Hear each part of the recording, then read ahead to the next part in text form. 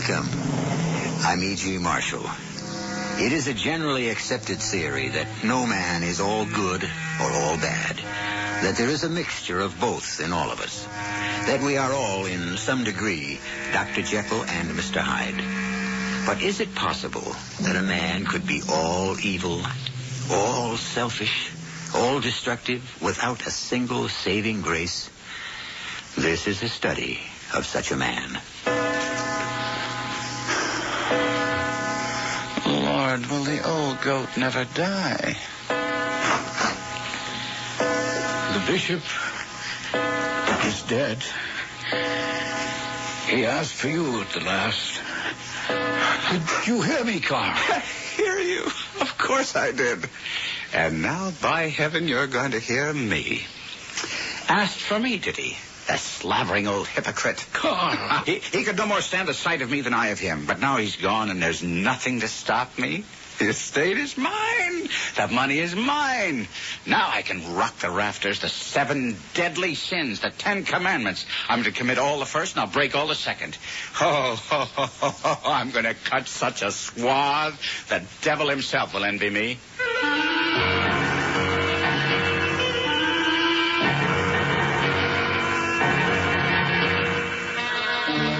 Our mystery drama, Markheim, Man or Monster, was suggested by the Robert Louis Stevenson classic and was written especially for the Mystery Theater by Ian Martin and stars Kevin McCarthy.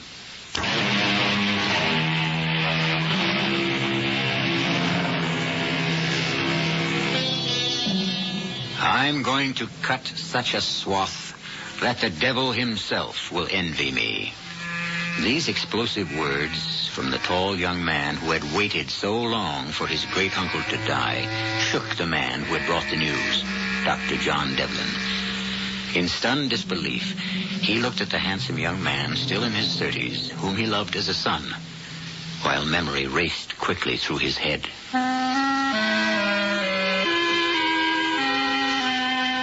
I had known Karl Markheim all his life. I should. I brought him into the world. Perhaps what I should be saying is I thought I had known him. Oh, I realized that beneath the dark, Byronic beauty of his physical presence and his magnetic charm, he was lazy and shiftless and frequently arrogant. But since his parents' death, I had stood in loco parentis to him and accepted his faults as any parent eventually must do with a grown man. And yet, till this moment, I had failed to realize the ugly evilness that lurked deep within him. Carl, control yourself. The house is full of mourners who loved and respected the great man we have just lost. Come with me quickly into the library till you can get hold of yourself. I can control myself, Uncle John. If I could keep myself in hand, swallow my bile all those years I had to scratch for handouts, how easy do you think it's going to be for me now that I'm king of the hill? Carl, boy, save some pity and sorrow for the poor old man. He was your great-uncle. He was a family nemesis. He sat on the estate and the money, pontificating on the virtues of frugality and self-denial, refusing my father his share, hounding him into mediocrity, turning him into a fawning dog, killing him in the end. And my mother with him, may he rot in hell. The bishop. Well, then, in heaven, wherever he chooses, or wherever he was led, all I care for is that at last he is dead and I am alive and free. Oh, come, Uncle, let's start the festivities. I follow my foster son from the room, my old legs unable to keep up with the vigorous stride of his younger ones. I watch him pass among the guests, a perfect picture of subdued grief and compassion. His tall figure above everyone as he moves through the crowd of mourners towards the Childers family, oldest and dearest friends of Carl's father and mother. And I cannot believe it, watching him now. The thoughts that he has put into words in front of me. Carl, my dear boy, my deepest condolences. Thank you, Mr. Childers. I'm sorry, too, Carl. I wish there was something I could do to help. Thank you, Grace. But it had to come eventually, didn't it? As it must to all men.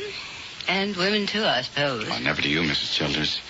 You look like Grace's sister. Oh, now, there's the wildest of compliments from a young man to a woman teetering on the edge of her prime. Now, that's true enough, madam.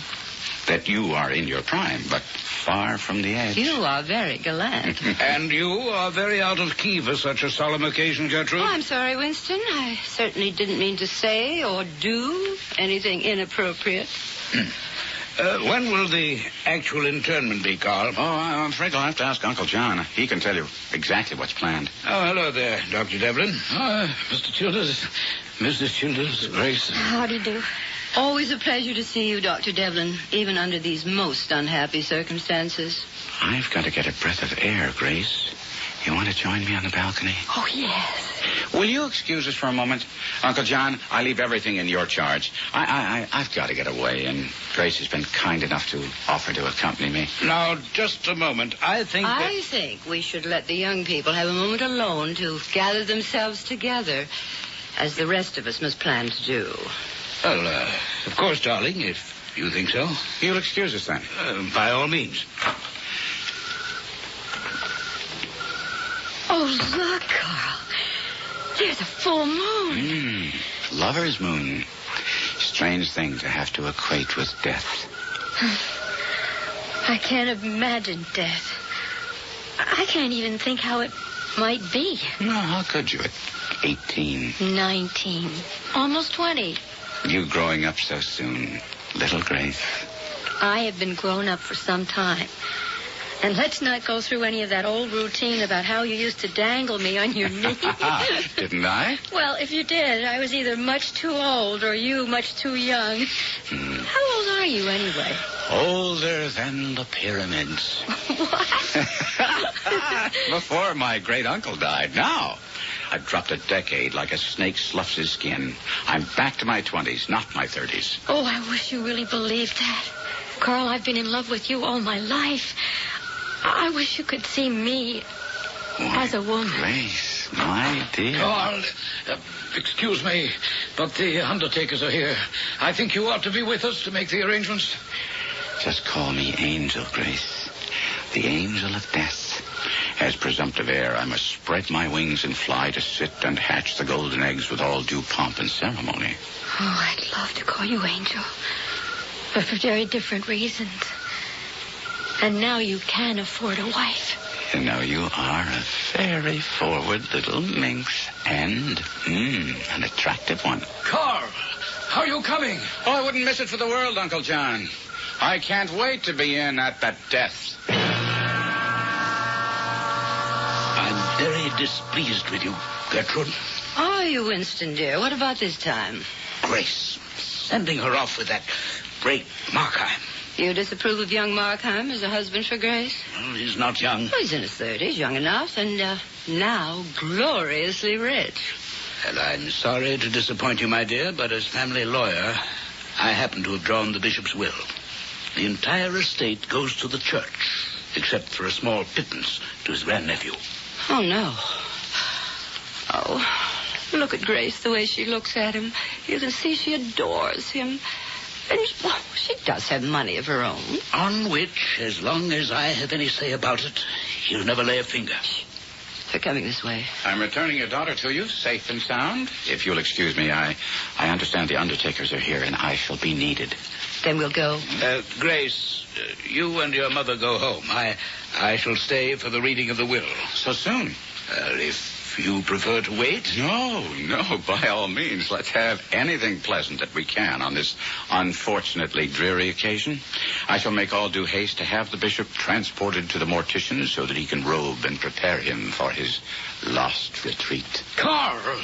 Oh, forgive me, Mr. and Mrs. Childers, but Carl, you're keeping us waiting. If you'll excuse me. Quite all right. I'm sorry, Uncle John. I didn't realize that the old boy was in that much of a hurry.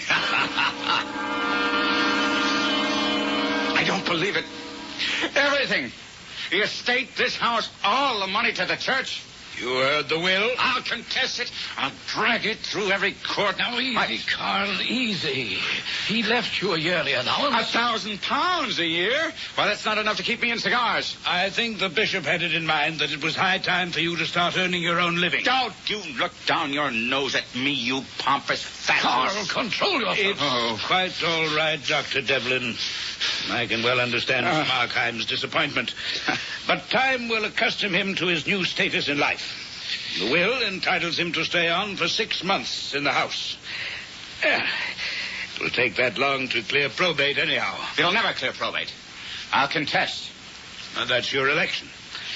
But let me warn you, Markheim. I drew this will, and it's ironclad. You can't break it. Besides, it'll cost money to contest, and it seems that's what you have, in your own words, very little of. Good day, gentlemen. Good day, Mr. Chills. Oh, that fat, supercilious, vulgar little... Oh, will you stop it? I can't bear to see you like this. You mean as I really am? No, I won't believe that of you. Then watch me find a way to cut him down to size. You can't, Carl. You have no power to change what is. Oh, you think not? You think not? When one has no scruples and long ago buried his conscience, anything and everything is possible.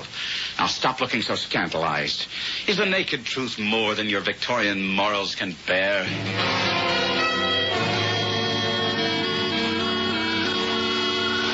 Oh, I'm so glad you came to dinner, Carl. Well, how could I refuse? Except that your father wasn't quite so happy. Oh, Dad'll come around. Mother and I will see to that. I can't think why he's taken this sudden turn against you. I'll tell you why. It's because of the will.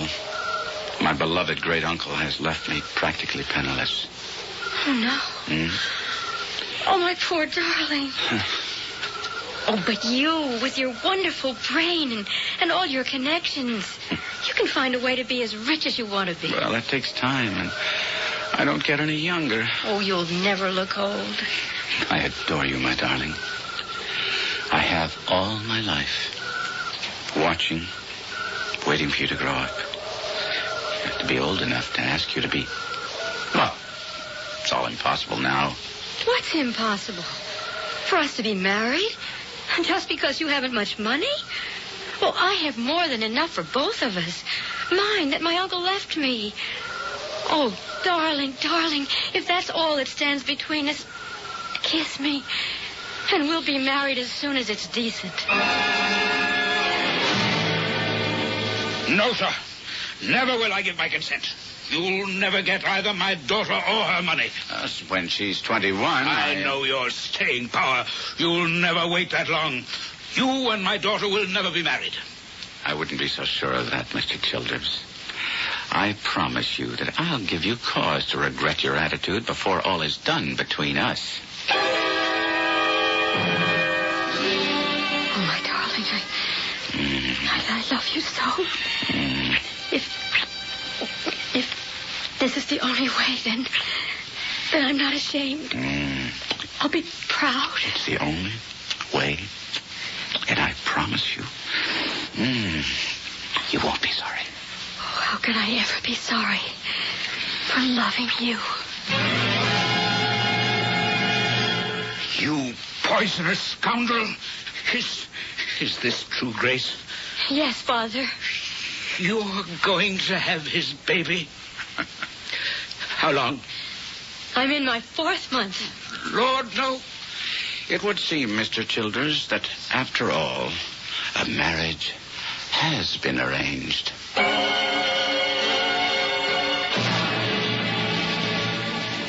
Without scruples or conscience, anything is possible. It would seem that Karl Markheim's statement is right. Let's see his score so far.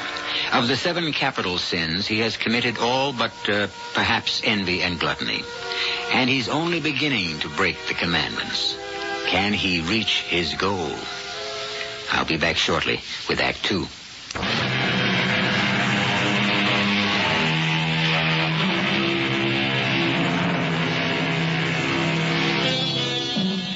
A marriage was arranged, and young Grace Childers became Karl Markheim's willing bride. If some people thought it was a little close after the bishop's death, most people felt that Carl had waited long enough to take the step. The church was gracious also. For a promised yearly contribution, they granted the use of the Markheim house and grounds. To people at large, only one thing was any different in this marriage, and that was that the newlyweds did not take their honeymoon immediately following the wedding. How is Grace, Uncle John? In perfect health. She'll make a wonderful mother. I have something to say about your wife's pregnancy. What's that? It's starting to show. Fortunately, however, there is a remedy. What are you suggesting? That you take your wife on an extended honeymoon in Europe. I'd say a year's visit at least. By the time you return, there'll be no embarrassment for anyone. Well, it's impossible. I don't have any money. Your wife would be glad to lend it to you. Well, except that starched shirt that she calls Papa has managed to sew it up legally, and the estate won't give me an advance. Very well, I'll arrange it somehow. I'll talk to Mr. Childers. Do you love that girl you married? You're the only one I'll give the truth. You see my reflection in the mantelpiece mirror. With this reflection, I'm happy to realize I'm breaking two commandments at once. What do you mean? The first and the second. Thou shalt have no other God but me, and thou shalt not make for yourself a graven image. There is my graven image in the mirror, Uncle John. Myself. What I love first before any... What is it? Who is he? I can't see him clearly. How did he... Who did you bring with you? I bring... What are you talking about? Behind you. Over your shoulder. I saw it in the mirror, a face. There's no one behind me. We're all alone. But when I turn to the mirror, I can't... I can't see what, Carl? Nothing. There's nothing there? No. I guess perhaps I've been too busy indulging the sixth of the 7 deadly sins, gluttony, in my case, the bottle. Leaving only envy. You know something, Carl? I think you need this trip as much as that dear little wife of yours does. I think it might be the best hope for both of you. I'll talk to Childers and show him that without it, there'll be the devil to pay for all of you.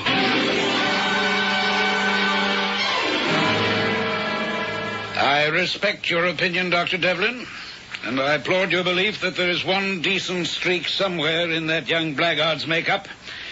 But I'll do everything legally in my power to keep his hands off my daughter's money. But it is her money. She's not of age. She's married and having a child. It seems to me age is irrelevant. What is irrelevant is my husband, Dr. Devlin. He's a century behind his times. Which is exactly why he's going to release Grace's money and stay out of this. Gertrude, I don't want you interfering. There are a lot of things you don't want, Winston, but I'm not going to stop to listen to them because it might take weeks. Now, you don't want to look like a fool. You don't want to be embarrassed among our acquaintances. What are you talking about? Well, you would call it your daughter's good name. I call it a spade. Your good name. Your reputation. Carl and Grace will have a child less than 5 months after they're married. If they have it here, you'll be a laughingstock. If they return a year, 2 years from now, from an extended trip on the continent, who's to say what age the child is? And your reputation will be salvaged, as well as your daughter's. You have no choice. She had cut to the heart of the matter, and Childers had to give in. Grace got her money, and Carl and she their honeymoon. If that's the proper name for it. I made a trip to France myself to deliver the baby, which I'm sad to say was fruitless, since the child was born dead. Now, you mustn't take it so hard, Grace. It was no one's fault. Perhaps. I can assure you medically it was sheer unfortunate accident. It was better, actually, this child didn't live. But that doesn't mean you can't have as many more as you want. As I want. Yes. The problem isn't me, Dr. Devlin. It's what Carl wants. Well, Grace, after I've talked to him... Can you talk to him is the question. Can anyone talk to him? What is it, my dear? You can confide in me. No. No, I won't say anything against my husband. I still love him, God help me. He can't seem to help Carl. Maybe you are the only one who can.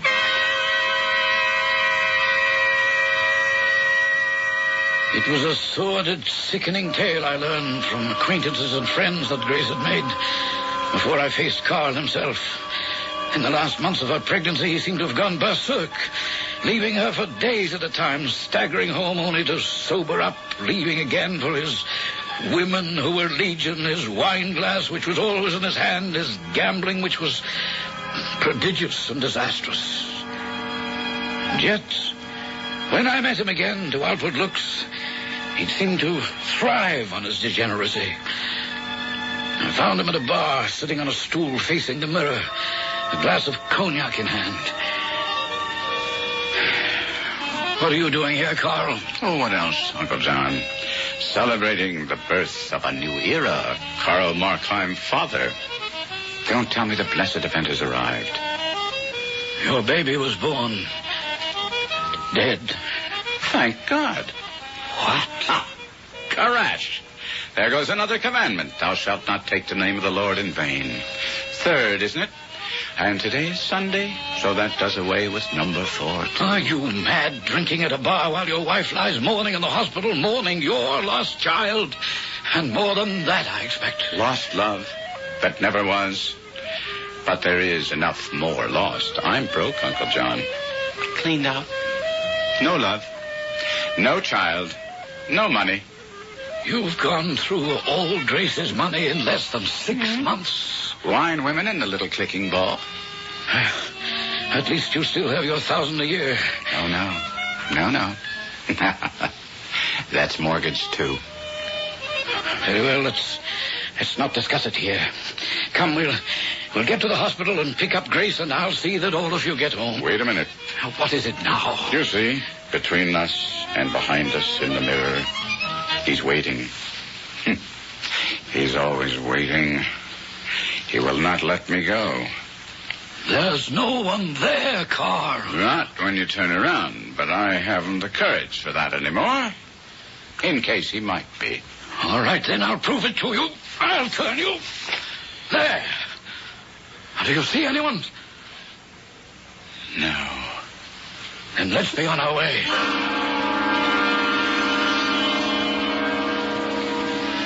I was desperately worried about Carl, of course. But in the few days before we left France, he seemed to dry out satisfactorily. Grace and he had a tearful reunion, and with our return to London, he appeared to take hold of himself. Grace and he seemed to have found some working arrangement, and I hesitated to interfere further. If only I hadn't. Not one penny. But, Winston, if our daughter is actually starving... She can come home where she belongs. I love him. And we are not all that helpless. Really? Without money, what do you intend to live on? Markheim's wits? They haven't been very successful so far. That period of his life is past. He is working now. At what? He's investing. Without money? That's quite a trick. Well, he'll raise the money. He's assured me of that. How? Well, we still have the house, the furniture. We can sell those and get smaller quarters. Sell the house and the Gertrude? Yes, Winston? Perhaps I am too hard on Markheim. Money I can't give him. But maybe I can put him in the way of being very rich.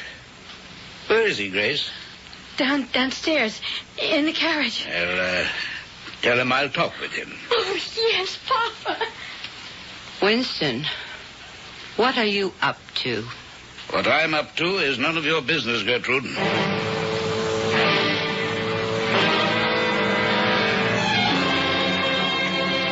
I won't pretend to have any love for you, Markheim, and I've no money to lend you. But for my daughter's sake, I will allow you this one last chance. The name of the stock.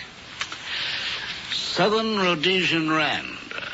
You see how much of it I'm holding. I bought every share I could afford. And you're sure it's a bonanza? Markheim, I'm their lawyer. They've discovered the greatest mother lode of gold since the Comstock in America. Ooh. It'll make millionaires of us. Is there stock available? Yes, still.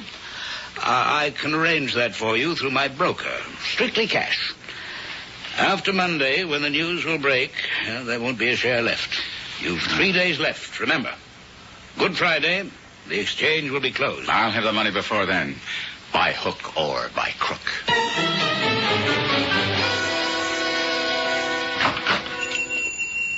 Good morning, Mr. Ross.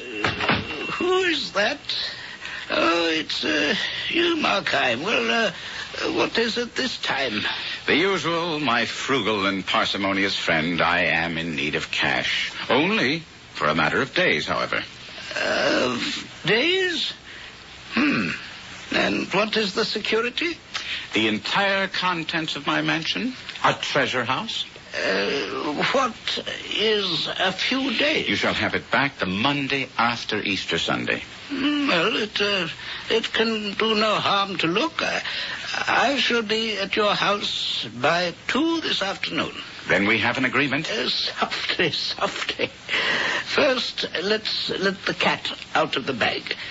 I do not intend to buy a pig in a poke. Carl? Yes, Grace? Did you get them? Yes. Oh, 5,000 shares at £2 apiece. By Monday or Tuesday, it'll be past 100 pounds and climbing. We're rich, Grace. Rich for the rest of our lives. Oh, darling, I'm so glad. Particularly since it's all thanks to Papa. No thanks from me. It was for you he did it. If this stock should fail me... Oh, but it won't, not if Papa Yes, said that... thank heaven I have that security. He's holding as much of it as I am. Then try to forgive and forget. Carl, come to the country with us for an old-fashioned Easter, and let's be a real family at last. No, damn it, I couldn't stomach the whole weekend. I'll make a bargain. You go up tomorrow with them, and I'll join you on Sunday. I'm quite sure one day will be all your father and I can stand of each other.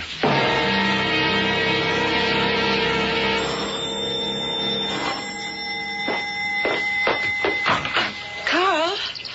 Oh, Carl, thank God I found you at home. Gertrude. Oh, my poor darling. Gertrude, what is it?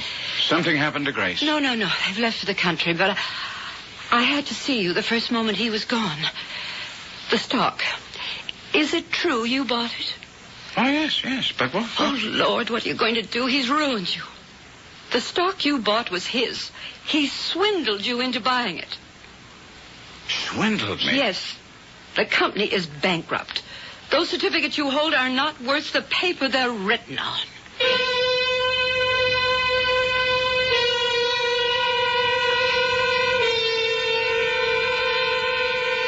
For a moment, Markheim stares at Gertrude in utter incredulity. Then, as he turns in a fury to slam his fist against the wall, there, in the hall mirror, he sees his reflection and Gertrude's. And behind them, smiling with an almost satanic glee, the face of the man who taunts and haunts him. I'll return shortly with Act 3.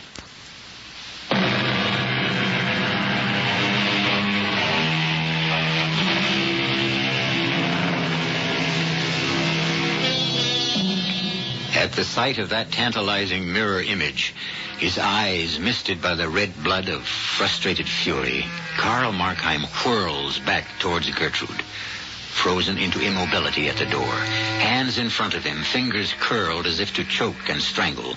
He moves toward her until suddenly she cries out, Carl? What? Oh, it's you. Oh, for a moment I thought... No, he's gone again. Who? My nemesis. Doesn't matter. Come, let's go inside. I need a drink. For a moment, I thought you were going to strangle me. Not you. Him. Winston? Who? Oh, him. No. Well, if he were here, and if what you say is true, I might have. It's true. You can pour me a drink, too. I almost wish he had been here. Here's your drink. Thank you. To oblivion. Strangling's too good for him, if you'll excuse the expression. I'll even drink to it. I'm the one who's had to live with him the last 25 years. Carl, is there nothing you can do? Nothing. Except try to devise a way to hit him where it hurts for the longest time possible. I know a way. How? No. No, I couldn't do that to Grace. She is my daughter. No, there's little you could do to Grace that I haven't done already. Or that I'm not now committed to do. I don't own any of this furniture or the house I pledged. I'll land in jail. Now I am a thief. That's number 8. I've come pretty close to fulfilling my prophecy. What prophecy? What is number 8? Number 8 is thou shalt not steal. Oh, the other doesn't matter. You don't love Grace, do you? You never have. That's right. Even before this, I had nothing left to offer her. It would have been kinder if I could have found some way to kill her love for me, but apparently I can't. Give me another drink. All right. You used to consider me a very good-looking woman. Was that one of your lies, or did you mean it? Oh, that I meant. Which brings up the subject of number 9. What?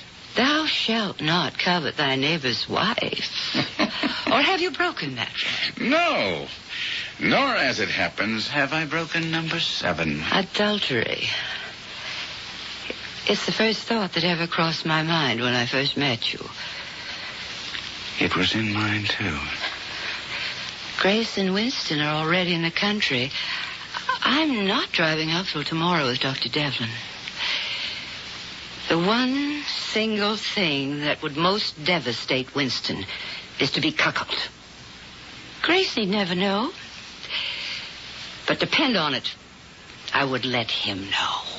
By heaven, Gertrude.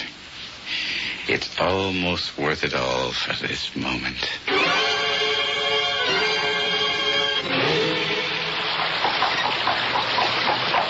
What is it, Papa? The bridge is down, those damn spring rains. We can't make it before dark. We'll have to go back. Oh, boy. Oh. Papa? Yes? As long as we won't be at Grandfather's tonight and Mama's with Aunt Hilda, well, let's drive straight to my house. You can spend the night, and I'll make supper for all of us. Well, I don't think your husband would welcome my presence. Oh, nonsense. Now that you've made him rich. That hasn't happened yet. Oh, but it's going to by Monday. Yes, Monday's going to be a red-letter day for Mr. Karl Markheim. All right. It's almost dark. We'd better hurry.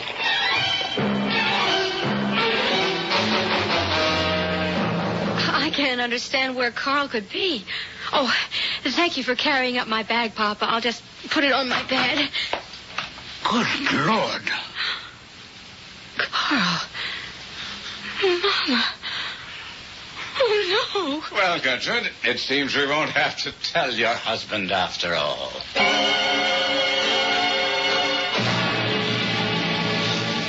I'd never have believed it, Carl. I could believe every rotten thing about you but this. Why, you've broken Grace's heart and destroyed the marriage of my friend and your father. I broke Grace's heart a long time ago. She's lucky to be free at last. As for your friend and my father's friend... Gertrude told me what he'd done to you. And I was ready to bail you out until this last unconscionable act. I now want you to know that I'm through with you forever. You have lost the last friend you have. Except one. Who? My shadow, whoever he is. Well, Uncle John, there's one thing you have to say for me. I keep my word. How? Well, I said I'd commit every deadly sin and break every holy commandment. I've only one to go. And that I'll take care of tomorrow.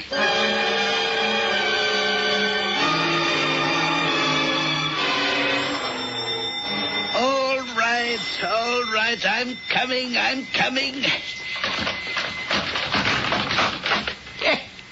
might have known. You, Markheim. Who else would have the gall? Easter Sunday. Well, come in.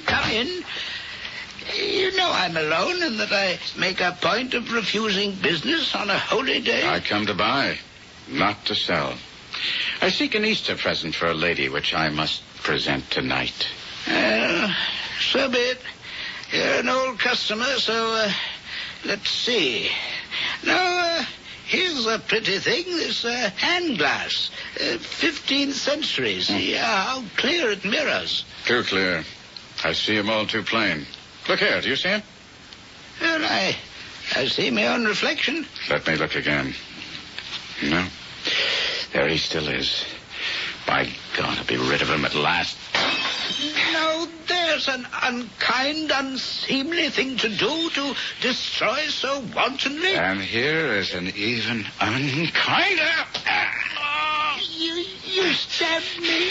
Why? Because I came here to complete an old vow and start a new life. Where do you keep your money? Money? No. Help me. I'm dying. Die then. I picked up the guttering candle. I wanted to flee to the safety of my bed, but I've done the deed and must reap the profit. I moved about, pocketing whatever I could find of value, all the time my mind racing, telling me I should have chosen a quiet hour, arranged an alibi, not have used a knife that belonged to me. That made me move towards the corpse to pull it free. And then I saw the keys. There was money, much money, enough money to save me, hidden somewhere in this house. I must find it. Perhaps an hour later, I was upstairs, ransacking the place desperately, when the voice spoke. You are looking for the money, I believe. I whirled. It was him. My mirror haunt at last, face to face in life. He seemed commonplace enough, and his voice was kind and gentle. I tried to answer, but none would come. I was frozen. You know, you have long been a favorite of mine. I have long observed you, as you were aware, and often sought to help you. What are you? The devil? What I may be cannot affect the service I propose to render you. No, never. Not by you. You do not know me yet. Oh, I know you. I know you to the soul. Know me? How can you know me? My life is a travesty and a slander on myself. I've lived to belie my own nature as all men do. Very feelingly expressed. But time flies. Shall I help you? I, who know all. Shall I tell you where to find the money? For what price? No, I offer you the service as an Easter gift. No. No, thank you. I take nothing directly at your hands. It may seem incredulous from all I've done, but I still cannot commit myself to hell. Why must you doubt that I have any heart? I was once an angel, too, you must remember. The devil. Why must all men mistake my purpose? I am here to try you, not to enslave you and drag you down into the pit. Oh, that's not necessary in my case. I dragged myself down. Because the devil is an illusion. I am all men. I dwell in all. It is you who seek me, not I you. Now, shall I show you the money? And mercy? Forgiveness? Salvation? Have you ever tried? Or asked for it? The maid. She's returned. Well, that need be no impossible fence to climb. You will open the door, tell her that you are the doctor who came because her master was taken ill quite suddenly. Once you have the girl inside and the door closed with the same dexterity as you dispatched the old man, you dispatch her. And then you have the rest of the day and night to ransack the house for the money. If you do not wish my help... This crime was to be my last. Today, out of this deed, I meant to pluck both warning and riches and a fresh resolve to be my real self. Your life hangs trembling in the scales. You cannot keep her waiting or she will rouse the whole neighborhood. Up, my friend, and act. As a man in a dream, I passed down the stairs, My hand on the dagger hilt beneath my cloak. For a moment, I stop by the door to look in a large Venetian glass. It reflects me, Karl Markheim, alone. Alone, I stand transfixed. And then the bell once more breaks out into an impatient clamor.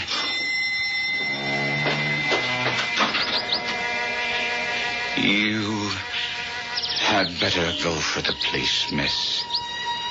I have just murdered your master.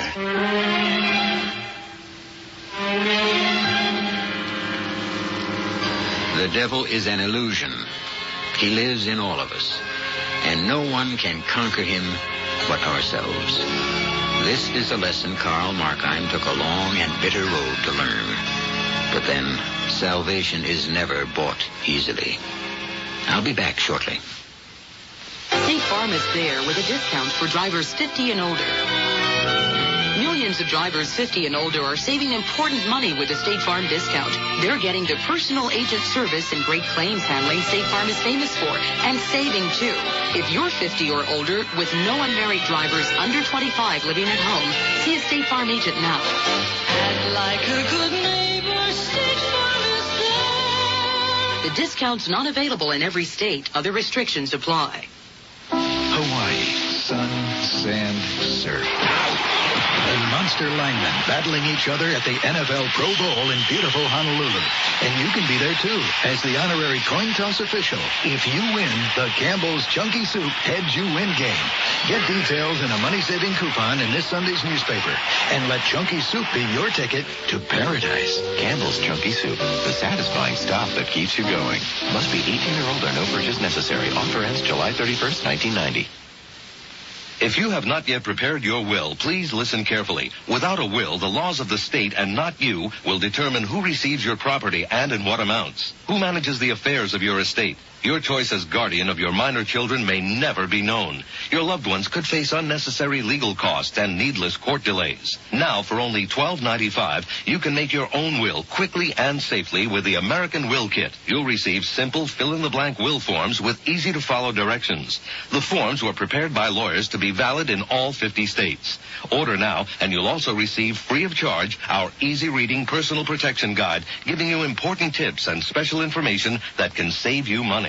Now is the time to take advantage of this special mail order opportunity. To order, call toll-free 1-800-542-1212. Only $12.95 plus shipping. That's 1-800-542-1212. Money back if not satisfied. Call now, 1-800-542-1212.